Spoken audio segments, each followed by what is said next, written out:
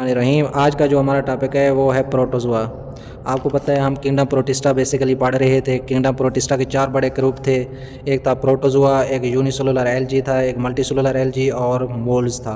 आज हम एक एक को स्टेप बाई स्टेप दोबारा पढ़ेंगे। प्रोटोजोआ जो था उसके आगे 6 ग्रुप्स थे, अमेबा, ज़ूफ्लैजिलेट, अकीनोपोड्स, फोरामिनिफेरा, एपीकम्प्लेक्सन एंड सीलिएट। ये 6 के 6 ग्रुप्स जो थे प्रोटोजोआ के थे।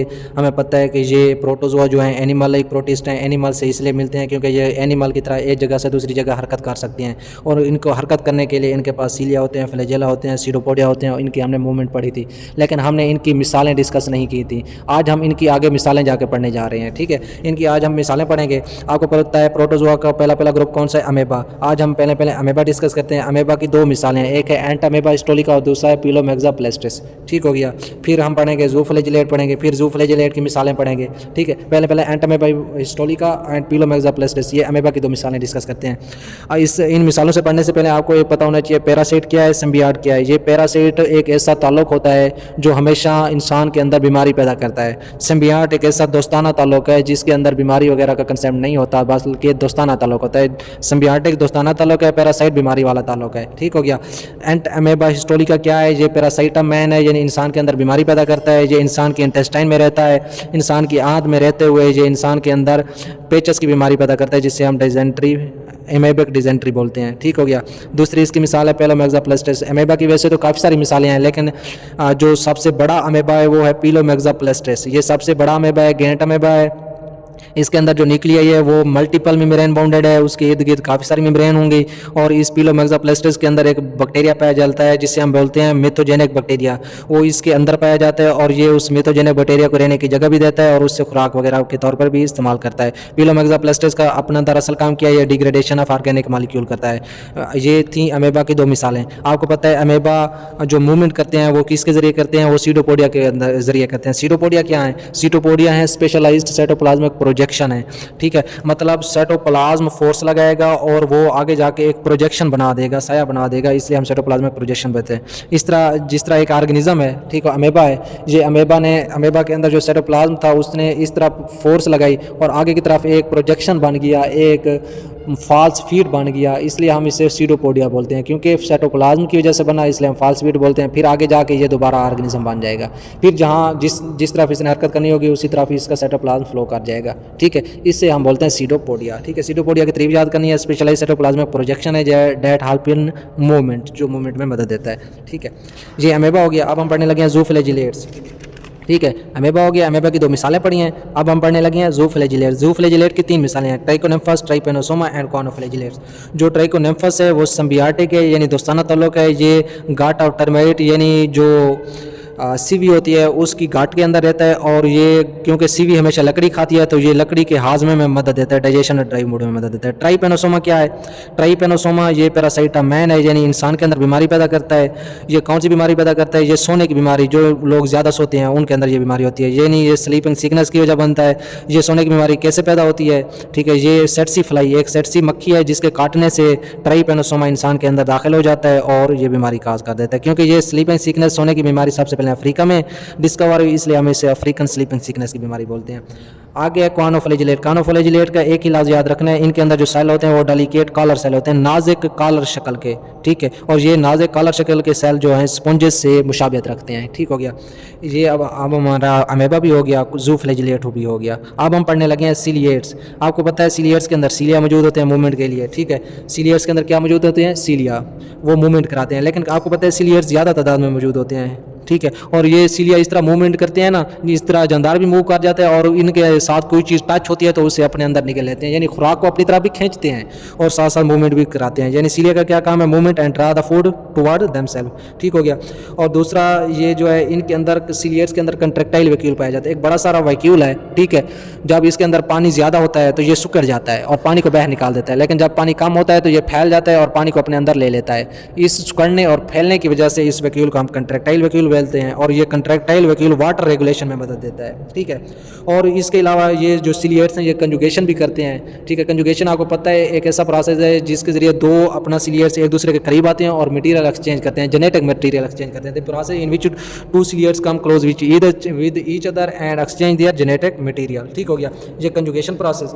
अब हम पढ़ने लगे हैं सिलिएट्स के अंदर दो तरह के न्यूक्लियाई होते हैं, एक डिप्लॉइड माइक्रो न्यूक्लियाई और एक पॉलीप्लॉइड मैक्रो न्यूक्लियाई। जो माइक्रो है, माइक्रो का मतलब है छोटा, जो मैक्रो है इसका मतलब है बड़ा। जो माइक्रो न्यूक्लियाई यानी छोटा न्यूक्लियाई वो सेक्सुअल प्रोसेस में मदद देता है, जो मैक्रो न्यूक्लियाई यानी बड़ा न्यूक्लियाई है वो ग्रोथ एंड मेटाबॉलिज्म में मदद देता है, ठीक हो गया। अब हम पढ़ने लगे हैं सिलिएट्स भी हो गया, अब बचा हुआ है एक्टिनोपोड्स, फॉर्मेनिफेरा एंड एपिकम्प्लेक्सन बचा हुआ है, ठीक हो गया। अब हम पढ़ने लगे हैं फॉर्मेनिफेरा, ठीक है। फॉर्मेनिफेरा के अंदर आपको पता है सीडोपोडिया मौजूद होते हैं, आपने पहले ही पढ़ा है, ठीक है। और फॉर्मेनिफेरा के अंदर शेल होता है, जिस तरह कछुए के इर्द गिर्द शेल नहीं होता, कछुए के अगर आपने कछुआ देखा हो तो उसके इर्द गिर्द साक शेल होता है और उस साक शेल के अंदर उसकी सोट बाडी होती है। तो फॉर्मेनिफेरा के इर्द गिर्द भी शेल है, लेकिन वो शेल कैल्शियम का बना हुआ है। एक्टिनोपोड के इर्द गिर्द भी शेल है, लेकिन इसका शेल सिलिका से बना हुआ है। फॉर्मेनिफेरा का शेल कैल्शियम से, एक्टिनोपोड का शेल सिलिका से बना हुआ है। ये हो गए। अब एक आखिरी बच गया एपिकम्प्लेक्सन। एपिकम्प्लेक्सन्स का आपको पता है इसके अंदर मूवमेंट नहीं होती। तो एपिकम्प्लेक्सन्स ये पैरासाइट अमैन है, यानी इंसान के अंदर बीमारी पैदा करता है। कौन सी बीमारी? मलेरिया, बुखार की बीमारी। एपिकम्प्लेक्सन्स की मिसाल है प्लाज्मोडियम। प्लाज्मोडियम जो है जब इंसान को मच्छर काटता है, मच्छर भी फीमेल एनोफिलीज, मादा एनोफिलीज, जब मच्छर इंसान को काटता है तो ये मच्छर इंसान के अंदर प्लाज्मोडियम दाखिल कर देता है। प्लाज्मोडियम एपिकम्प्लेक्सन की मिसाल है, ठीक है। ये प्लाज्मोडियम लीवर में जाते हैं, लीवर में जाते हुए ये रेड ब्लड सेल में दाखिल हो जाते हैं, रेड ब्लड सेल को जाके तबाह कर देते हैं, जिससे number of red blood cell की तादाद कम हो जाती है। तादाद के कम होने से इंसान को सर्दी लगती है, इंसान का टेम्परेचर बढ़ जाता है, इससे हम बोलते हैं बुखार। वो बुखार होता है मलेरिया बुखार, ठीक है। अब इसमें हमने जो पैरासाइट पढ़े हैं वो 3 पैरासाइट पढ़े हैं, 3 पैरासाइट अमैन। एंट अमेबा हिस्टोलिका भी पैरासाइट अमैन है, उसके अलावा ट्राइपेनोसोमा भी पैरासाइट अमैन है, एपिकम्प्लेक्सन्स भी पैरासाइट अमैन है। यानी पैरासाइट अमैन का मतलब है बीमारी पैदा करते हैं। पैरासाइट वो चीज़ जो बीमारी पैदा करे, और मैन जो इंसान के अंदर। एंट अमेबा हिस्टोलिका कौन सी बीमारी पैदा करता है? पेचस की बीमारी। उसके अलावा ट्राइपेनोसोमा कौन सी बीमारी पैदा करता है? ज़्यादा सोने की बीमारी, ठीक है। और एपिकम्प्लेक्सन्स के अंदर जो प्लाज्मोडियम है वो कौन सी बीमारी पैदा करता है? वो मलेरिया बुखार पैदा करता है, ठीक है। और बाकी भी थोड़ा थोड़ा देख लेना है। अब हम पढ़ने लगे हैं, ये हो गया हमारा प्रोटोजोआ। अब हम पढ़ने लगे हैं एल्गी। आपको पता है एल्गी जो है यूनिसेलुलर और मल्टीसेलुलर, ये प्लांट लाइक है। यानी प्लांट लाइक का मतलब है एक जगह से दूसरी जगह हरकत नहीं कर सकते। जब इन्होंने हरकत करनी नहीं है तो सीलिया, फ्लैजेला और सीरोपोडिया जो हरकत में मदद देते हैं वो चीज़ें इनमें मौजूद नहीं होती, ठीक हो गया। तो ये प्लांट लाइक हैं। जिस तरह प्लांट फोटोसिंथेसिस करते हैं तो ये प्लांट की तरह ये भी फोटोसिंथेसिस करते हैं। आपको पता होना चाहिए इस ज़मीन पर जितनी भी फोटोसिंथेसिस होती है उसका 50 से 60% फोटोसिंथेसिस ये एल्गी करते हैं, ठीक है। यूनिसेलुलर एल्गी में कौन कौन से ग्रुप थे? यूग्लिनाइड, डाइनोफ्लैजिलेट, डाइएटम। अब हम पढ़ने लगे यूग्लिनाइड्स की मिसालें, ठीक है। जो यूग्लिनाइड हैं इसकी दो ही खसूसियात है, एक तो प्लांट की तरह के भी हैं और ये अपना एनिमल लाइक भी हैं। किस तरह? प्लांट लाइक किस तरह? ये आपके सामने यूग्लिनाइड बना हुआ है, इसके अंदर आपको ग्रीन कलर के ये निशान नजर आएंगे जिसे हम क्लोरोफिल बोलते हैं। क्योंकि इनके अंदर पिगमेंट है इसलिए हम इसे प्लांट लाइक बोलते हैं। इनके अंदर क्लोरोफिल है यानी फोटोसिंथेसिस करते हैं, इसलिए ये प्लांट लाइक हैं। लेकिन जब इस अपना यूग्लिनाइड को उठा के किसी अंधेरे वाली जगह, डार्क जगह पर रख दिया जाए तो इसका जो ये सब्ज कलर के क्लोरोफिल हैं ये गायब हो जाते हैं, लॉस हो जाते हैं। क्योंकि ये अब क्लोरोफिल नहीं रहे तो ये फोटोसिंथेसिस नहीं करेंगे, इसलिए ये आप मुशाबियत पैदा कर जाएंगे ज़ूफ्लैजिलेट वाली, ज़ूफ्लैजिलेट यानी प्रोटोजोआ वाली, ज़ूफ्लैजिलेट वाली, एनिमल लाइक वाली, ठीक है। इनके अंदर दो खसूसियात है, एनिमल वाली भी है, अपना प्लांट वाली भी है, दो खसूसियात है। और एनिमल वाली दूसरी वो खसूसियत कौन सी है? इनके पीछे फ्लैजेला होते हैं। आपको पता है ना, हमने कहा है ज़ूफ्लैजिलेट से मुशाबियत रखते हैं। ज़ूफ्लैजिलेट कौन से होते हैं? जिनके अंदर फ्लैजेला मौजूद हों मूवमेंट के लिए। तो इनके अंदर भी ये देख सकते हैं इनके पीछे भी फ्लैजेला मौजूद है। इसका मतलब है ये ज़ूफ्लैजिलेट से भी मुशाबियत रखते हैं और प्लांट से भी मुशाबियत रखते हैं। अब हम पढ़ने लगे हैं डाइनोफ्लैजिलेट्स। जो डाइनोफ्लैजिलेट हैं और डाइएटम है ये दोनों शेल से कवर होते हैं, इनके इर्द गिर्द शेल होता है। जिस तरह हमने पढ़ा था फॉर्मेनिफेरा, किनोपोर्स के इर्द गिर्द शेल होता है, ठीक है। इनका शेल कैल्शियम, इनका शेल सिलिका का बना हुआ है, इनके इर्द गिर्द भी शेल होता है। लेकिन जो डाइनोफ्लैजिलेट का शेल है, ठीक है, वो सिंगल शेल है। लेकिन डाइएटम का जो शेल है वो 2 शेल्स हैं, एक ये शेल एक ये शेल, ये इस तरह शेल मिले होते हैं, ठीक है। लेकिन डाइनोफ्लैजिलेट की एक और कैरेक्टरिस्टिक्स है, आप कभी अगर दरिया के किनारे गए हों तो आपको सुर्ख रंग की यानी रेड कलर की आपको लहरें नज़र आएंगी, ठीक है, वो इन डाइनोफ्लैजिलेट की होती हैं, क्योंकि डाइनोफ्लैजिलेट का जो कलर होता है वो ऑरेंज होता है, रेड होता है या ब्राउन होता है, ज़्यादातर रेड कलर होता है। इसलिए ये जहाँ भी उगते हैं ना, ये पॉपुलेशन बहुत ज़्यादा पॉपुलेशन में उगते हैं, इसलिए हम इन्हें बोलते हैं पॉपुलेशन एक्सप्लोजन, यानी पॉपुलेशन इनकी आबादी का एक धमाका हो गया, जहाँ भी उगे बहुत ज़्यादा तादाद में उगे और इन्होंने पूरा पानी का कलर रेड कर दिया, और उस रेड कलर की वजह से हम इन्हें बोलते हैं रेड टाइड्स। ये डाइनोफ्लैजिलेट्स के ये पॉइंट याद रखना है, ठीक है। और ये नहीं बोलना कि डाइनोफ्लैजिलेट के अंदर लफ्ज़ फ्लैजिलेट आ गया तो इनके अंदर फ्लैजेला होंगे, नहीं, बल्कि डाइनोफ्लैजिलेट ये प्लांट लाइक प्रोटिस्ट हैं, इनके अंदर मूवमेंट होती ही नहीं है, इनके अंदर फ्लैजेला वाली मूवमेंट नहीं होती, ठीक है। अब हम पढ़ने लगे हैं मल्टीसेलुलर एल्गी। मल्टीसेलुलर एल्गी थे brown algae, red algae and green algae. जो ब्राउन एल्गी है, ठीक है, जो सबसे बड़ा प्रोटिस्ट है। आपने पीछे पढ़ा था अमेबा में से सबसे बड़ा अमेबा कौन सा था? पिलोमैक्सा प्लास्टिस।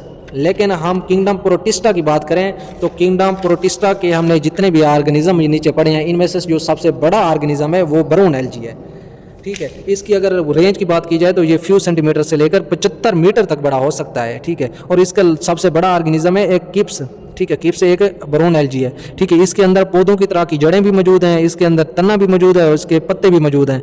इसके अंदर रूट लाइक होल्ड फास्ट हैं, स्टेम लाइक स्टाइप्स हैं एंड लीफ लाइक ब्लेड्स हैं। ये 3 पॉइंट याद रखने हैं। ब्राउन एल्गी की जो किप्स वाली मिसाल है उसके 3 पॉइंट याद रखने हैं, root like holdfast, stem like stipes and leaf like blades होते हैं, ठीक हो गया। अब हम पढ़ने लगे हैं रेड एल्गी। रेड एल्गी का सिर्फ एक ही पॉइंट याद रखना है कि रेड एल्गी के अंदर जो सलवाल होती है वो कैल्शियम कार्बोनेट की बनी हुई होती है। आपको पता है कैल्शियम कार्बोनेट सख्त चूने का पत्थर होता है, फुल सख्त होता है पत्थर की तरह। जो आपने कभी सुना हो कि समंदर के अंदर कभी कभी पहाड़ भी आ जाते हैं, सख्त पत्थर के पहाड़, तो ये जो अपना रेड एल्गी हैं ये जब मरते हैं तो इनकी सलवाल के अंदर कैल्शियम कार्बोनेट जो कि सख्त पत्थर है वो मौजूद होता है, तो ये वो एक दूसरे के ऊपर ढेर लगाते जाते हैं और वो सख्त पत्थर का एक पहाड़ बन जाता है जिसे हम कोरल रीफ बोलते हैं, ठीक हो गया। ग्रीन एल्गी को हम ग्रीन एल्गी क्यों बोलते हैं? क्योंकि ये ज़्यादातर ग्रीन प्लांट से इनकी मुशाबिहत है। कैसे? ये जब एनर्जी स्टोर करेंगे तो ये स्टार्च की शक्ल में करेंगे। इनकी सेलवाल जो है वो प्लांट लाइक है। प्लांट लाइक कैसे है? काइटन की बनी हुई है, ठीक है। सेलुलोज पाया जाता है इसकी सेलवाल के अंदर, ठीक है। और इसके अंदर जो पिगमेंट हैं वो chlorophyll A, chlorophyll B and carotenoids हैं। ये 3 करैक्टर ऐसी हैं जो इन्हें प्लांट से मुशाबिहत करवाती हैं ज़्यादातर। और एक ग्रीन एल्गी की मिसाल है क्लोरेला, ठीक है। क्लोरेला जो है ये यूनिसेलुलर एल्गी है, ग्रीन एल्गी है। आपको पता है कि ये जितने ऊपर 3 एल्गी पड़े हैं ये यूनिसेलुलर एल्गी थे, लेकिन ये मल्टीसेलुलर एल्गी थे। लेकिन मल्टीसेलुलर एल्गी की एक मिसाल है क्लोरेला। अगरचे ग्रीन एल्गी मल्टीसेलुलर है लेकिन क्लोरेला यूनिसेलुलर है, ये एक्सेप्शन है, ठीक है। क्लोरेला क्या है? यूनिसेलुलर है। ये क्लोरेला की अक्सर अपना शार्ट क्वेश्चन भी आया होता है, क्लोरेला का क्या लिखना है? यूनिसेलुलर ग्रीन एल्गी है, फ्रेश वाटर पाउंड में पाया जाता है क्योंकि ये ताज़ा पानी में पाया जाता है और फोटोसिंथेसिस करता है, इसलिए हम इसे फोटोसिंथेसिस की रिसर्च के तौर पर भी इस्तेमाल करते हैं और हम इसे कभी कभी खा भी लेते हैं, सोर्स ऑफ फूड के तौर पर इस्तेमाल करते हैं क्योंकि ताज़ा पानी में भी जो उगता है, इसलिए हम इसे खा भी लेते हैं, खाने में कोई मसला नहीं है।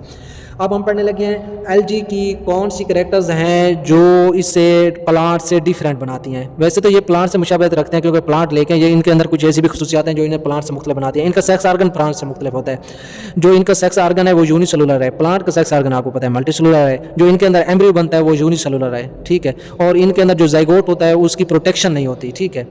इसलिए ये 3 पॉइंट ऐसे हैं जो इन्हें प्लांट से मुख्तलिफ बनाते हैं। इनका सेक्स आर्गन यूनिसेलुलर, इनके अंदर जो एम्ब्रियो बनता है वो भी यूनिसेलुलर, इसका जो जाइगोट है वो प्रोटेक्ट नहीं होता, उसकी हिफाजत नहीं होती। अब हम पढ़ने लगे हैं इंपॉर्टेंस ऑफ एल्गी। एल्गी की अहमियत क्या है? एल्गी की अहमियत, ये भी शॉर्ट क्वेश्चन आया होता है। तो एल्गी की अहमियत में हम पढ़ते हैं कि हम एल्गी को खा भी सकते हैं। सबसे बड़ा एल्गी कौन सा था? किप्स, जिसके अंदर पत्ते भी हैं, तना भी है और जड़ें भी हैं। तो ये किप्स भी खाने के तौर पर इस्तेमाल होता है, ये क्लोरेला भी खाने के तौर पर इस्तेमाल होता है। तो किप्स और क्लोरेला जो हैं ईडिबल हैं, खाने के काबिल हैं और ये खुराक की कमी के तौर पे इस्तेमाल किए जाते हैं। जब खुराक की कहीं कमी हो जाए तो इन्हें फूड के खाने के तौर पर इस्तेमाल कर सकते हैं। और इन एल्गी से हम डिफरेंट सब्सटेंसेस बनाते हैं। कौन से सब्सटेंस है? Algin, agar, carrageenan and antiseptics. ये 4 चीज़ें हम इन्हें एल्गी से बनाते हैं। और दूसरा, ये एल्गी क्योंकि वाटर में पाए जाते हैं, जितने भी एल्गी हैं ज़्यादातर पानी के अंदर पाए जाते हैं, इसलिए ये पानी के अंदर दूसरे जानदारों को फूड चेन मुहैया करते हैं। ये दूसरे जानदारों को फूड भी देते हैं और साथ साथ क्योंकि ये फोटोसिंथेसिस करते हैं, फोटोसिंथेसिस के नतीजे में ऑक्सीजन बनती है और पानी के अंदर ये दूसरे जानदारों को ऑक्सीजन भी दे रहे होते हैं और उन्हें फूड भी दे रहे होते हैं, ठीक हो गया। ये सारा एल्गी कवर हो गया। यूनिसेलुलर एल्गी भी पढ़ लिया, मल्टीसेलुलर एल्गी भी पढ़ लिया। अब बच गया मोल्ड्स। मोल्ड्स जो है मैक्सोमाइकोटा है, ओमोमाइकोटा है, इनकी 2 किस्में हम बाद में डिस्कस करेंगे, ठीक हो गया। जज़ाकल्लाह।